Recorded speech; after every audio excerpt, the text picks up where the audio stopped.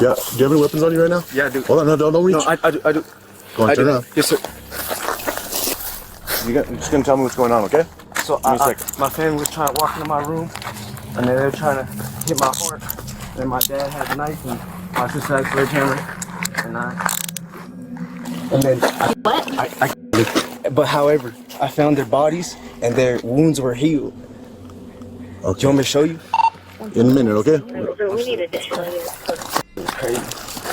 I know, like, I shot him in the head. And then, Just to give you a little bit of context, apparently these officers are responding to a report of a man that had allegedly murdered his entire family. and they're convulsing, they're biting their arms. What's your parents' names? Nancy, David, What's your name? Adlai. Adlai? Adlai. Are you okay, man? Yeah, no, I'm honestly shook. You're shook up? Yeah. I got a pistol in here. Oh, I was gonna put on my white. 281, 209. Well, that's the first thing.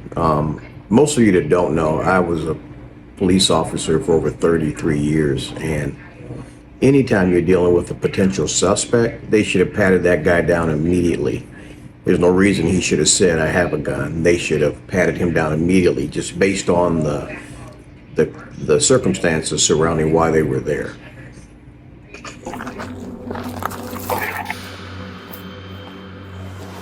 I don't know what happened. And then they're banging on my door. You have blood on your hands. What's up with that? My dad rushed me, I hit him, and then my mom was like, "You need to die." And I was like, Turn around. "No, I can show you where the bodies are." No, just hold on. Just hold on. Okay? Okay, so Hey, hold on. We have to detain you in the car, okay? They're over there, like, Right, okay. Are they in the house? no, it should look scary. They were biting their arms, and then there was like hot boiling shit on the ground. Is that normal? I can't. Just kind of hang out for me for a minute, okay? We have to figure some stuff out. You know, just from my training experience, I can tell there's something seriously going on with this guy. My guess, he doesn't look like an addict, but my guess is just based on the way he's talking and some of the stuff that he's saying is not making a lot of sense.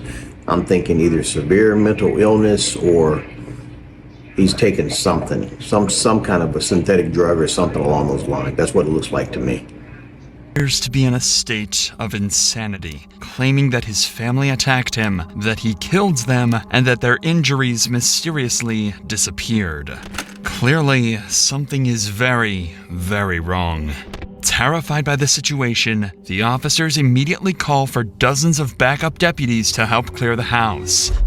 Anyone could be hiding anywhere.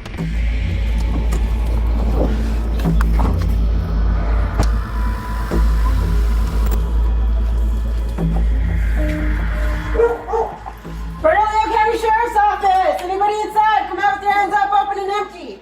Bernalillo County Sheriff's Office! Anybody inside? Make your presence known!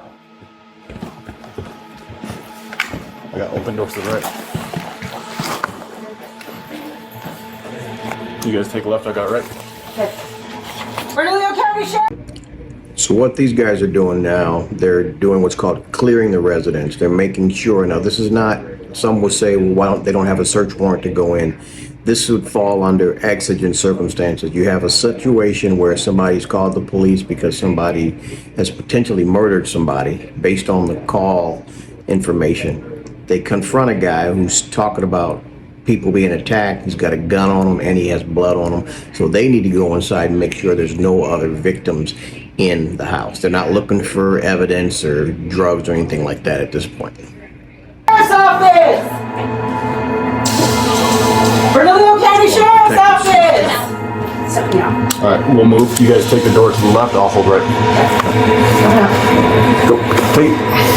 Bernalillo County Sheriff's Office! Coming up to you. Is all of this clear?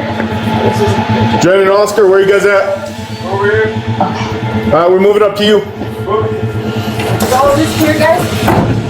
Yeah. It's true. You guys clear back there? Yeah. Okay. Sheriff's Office! A lot of blood. Sheriff's Office! Shell casings. One of the hardest things when you're clearing a house like this is you try not to contaminate the scene, but it's impossible. They're talking about trying to step over and around blood droplets, shell casing. You don't want to kick a shell casing out of place from where it fell. I mean, there's a lot of stuff that you got to be careful of. The house was empty, but blood was splattered everywhere inside the home, on walls, floors, beds. Adlai wasn't lying. Humans had died inside that home.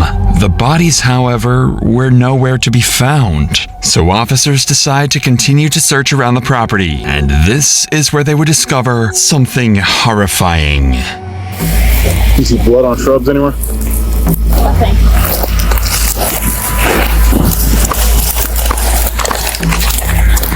You see it in that one? Yeah, clear. We gotta check out here if the drag marks are out here, dude.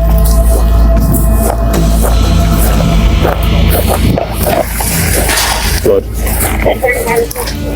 Blood.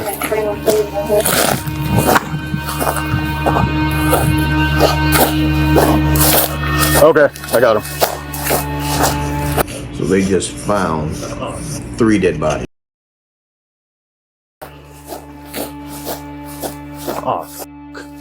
Those are the bodies of Adlai's father, Raimundo, mother, Bertha, and sister, Braille. They were face down, with blood stains on the grass, indicating that they were dragged out there. Paramedics would be called to rush the 3 to the hospital, but they were pronounced dead on the scene. Adlai would be placed into a patrol vehicle to be transported over to the sheriff's office, but he would leave police with even more disturbing remarks in the process. Yes, sir. We're gonna move you to the other seat, but then gotta search you one more time, okay? Yes, sir. Did you see their corpses? They're foaming out the mouth, but they're still convulsing. So now for me in a situation like this, a lot of people think just because they're being detained and that they have to be read their rights. You do not have to read somebody Miranda rights unless you are interrogating him. So this young man here, he's given them all kind of evidence that can be used against him. Now, if they decide to start asking him questions, then and only then do they have to read him his rights prior to asking those questions. There. Can you find the bodies? Yeah, okay. If their wounds healed though, is that normal? That's not normal. So before I take you out, man, no problems, right? No problems down here. No problems. No problems. Cool. Do you need any water or anything? You're all good. So crazy. Understandable. Given the violent nature of Adlai's horrific attacks, taking off his handcuffs is way outside standard procedure. You know, I thought that was odd too. I'm like, why are they taking the handcuffs off this guy? And also, unless they're short-staffed, I don't know a lot about this county, Bernardino or Bernardino County, wherever it is. There should be at least 2 detectives in that room. A lot of times, one detective will sit in the room where the video camera is and monitor the video or the interview while the other one sits in the room. Maybe they were short-staffed that day, but under the circumstances, he should have been handcuffed, possibly shackled, and 2 detectives in that room. They should have not left him by himself. Something they would soon have to pay for. Hello. Again. Like I said, my name is Cameron. I'm with the sheriff's office. Okay, so I'm one of the detectives that's out here. Just gonna come talk to you about what happened today, okay? Okay. So obviously, seems like a lot went on today. So, I would like to ask you a few questions about what went down. So, first off, is English your first? Around 9 p.m. we're like facing, there's like silent wave. So I was just aiming at cell towers, top of big thing. It's gonna be a little while. I gotta go talk to my partner, try to figure out what all happened. We gotta figure this out, okay? If you need anything, just knock on the door or just say hello, and I'll come back and help you with whatever you need, okay? All right? Sounds good. So I fast forward through a little bit of the interview because I wanted to get to the point where this guy attempts to escape. It's kind of crazy to watch. Thank you. May you please not alter? I will not alter it. You'll get a copy of these. You'll get a copy when we're done. Okay?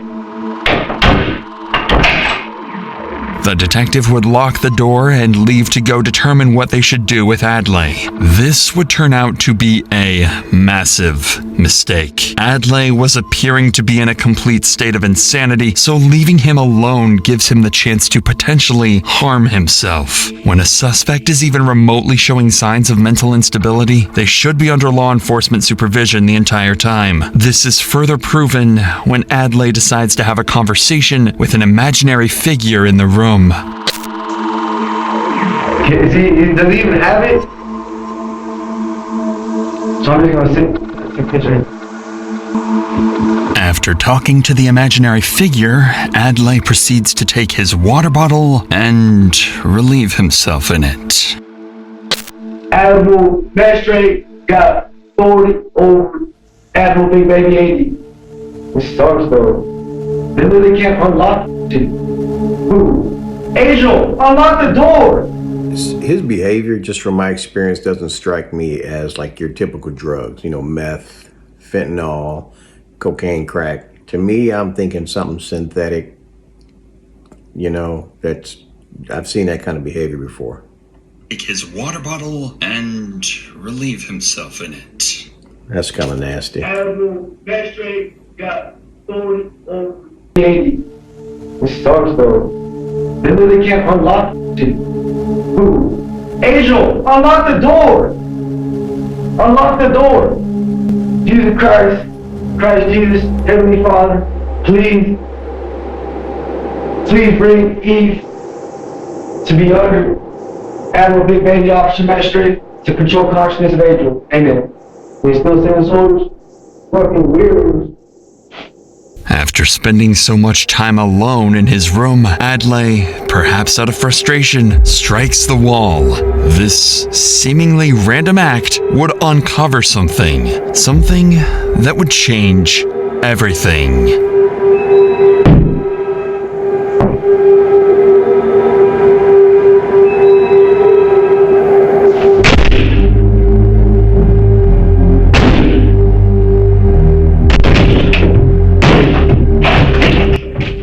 After this, they reinforced those walls.